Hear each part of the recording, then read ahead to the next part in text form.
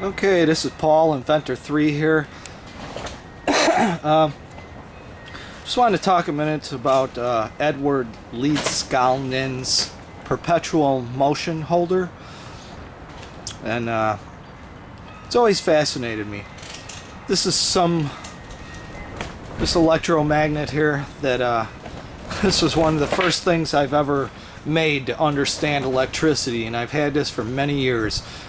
Kept it for a couple reasons. One is that it's sentimental. It was one of the first things that just fascinated me incredibly.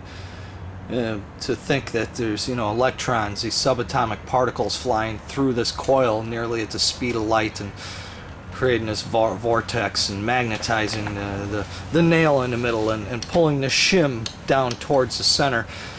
And I knew about Edward back then in the Coral Castle, but I didn't really know at that time about his generator and his perpetual motion holder and his mystery black box and anti-gravity and all this stuff. So anyhow, I've never forgot his theories, and they still stick with me. And this perpetual motion through things still got me thinking. Anyhow, this is I'm just using two batteries here because they're kind of weak right now, so I needed both of them.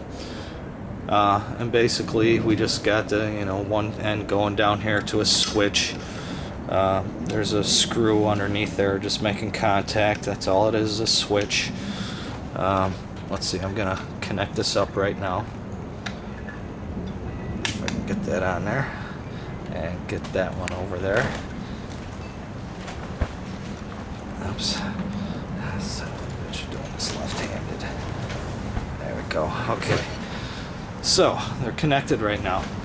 My point is, I believe Edwards, his perpetual motion holder is sort of like this. It's a big U-shaped bar and a metal bar going across the top with two coils.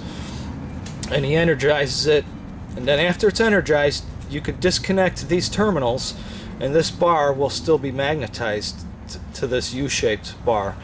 So there will still be some sort of perpetual motion, some kind of flowing through there. There's a connection. And the second reason I kept this around for many years, what fascinated me even more than the electrons flying through there, is that when I make the connection and push that shim down, it gets drawn to the coil there, and I let go of the switch, that shim still stays there. That fascinated me even more than the electrons flying through the coil. I said, why is that shim staying to there? And now you could even carefully try not to vibrate things loose here. That's disconnected. Okay, and I'm gonna carefully disconnect this side here. There we go. Okay, both sides are disconnected. They're just laying there loose. Okay, and as you can see, the shim though is still making contact. And I used to think, well, maybe there's a little spark, and I've even been able to move this shim side to side. I thought maybe it's just a little spark welding it, but no. I'm gonna try to move it a little bit, see if I can here. Whoops, no, it's very hard. But now it won't stick. And that's what amazed me. So anyhow, I'm just saying, this whole video is just basically summing up that I believe Edward Leedskalnin's perpetual motion holder can be simplified. You don't need two coils. You don't need the big U-shaped bar. It's showing right there that there's some sort of perpetual motion. So anyhow, just want to point that out. Edward's device can be simplified.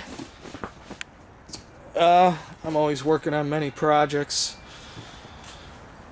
George Green's magnetic ring, which kind of fell apart over me after a lot of time.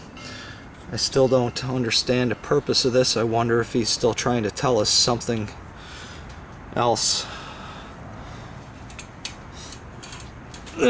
Basically, it takes something like this, and this is a magnet with a little weight on it, another steel ball bearing, but this here is a magnet, and you would put this down under the ring and hold the ring to a certain height, and it'll make this start spinning as you're pulling the ring to one side. So there's no magic behind that. I don't understand if he's trying to point something else out to us or what, but yeah, I've done hundreds of experiments with trying to levitate magnets over other magnets, and finally come to the conclusion that it's trying to balance a ball on top of another ball, or a needle on top of a needle, and they got to spin. And that's when I found out about the Levitron. Here's another magnet thing with some points. Whoops. 2 pointed magnets, and I bring them in to a third magnet that's shaped like a tube, and tried to levitate it there with opposing fields, but it always attracted to one side or another. Here's a bunch of cells, Hutchison crystal power cells. I got about a half a volt off of these. I got to really check them again. Tried doing the star design. I actually made up a fixture and everything, and made up each one of these little plates and machined them and soldered them all together. There's actually one of these inside here. This was interesting that after a week it switched polarities. So I'm always working on all different projects. There's a giant copper piece, all silver plated. Copper spoons, little pyramid. I gave John Hutchison one of those. Some barium titanate cylinders, all different stuff. So I'm always working on all different projects. Working on a project here, a little circuit. So the thing is, I just make videos mainly of with successful results. So that's why you don't see that many videos from me. They're far in between, is because I don't really post any videos unless there's something to squawk about. So anyhow, Perpetual Motion Machine, talk to you later. Paul, Inventor 3, signing off. Till next time.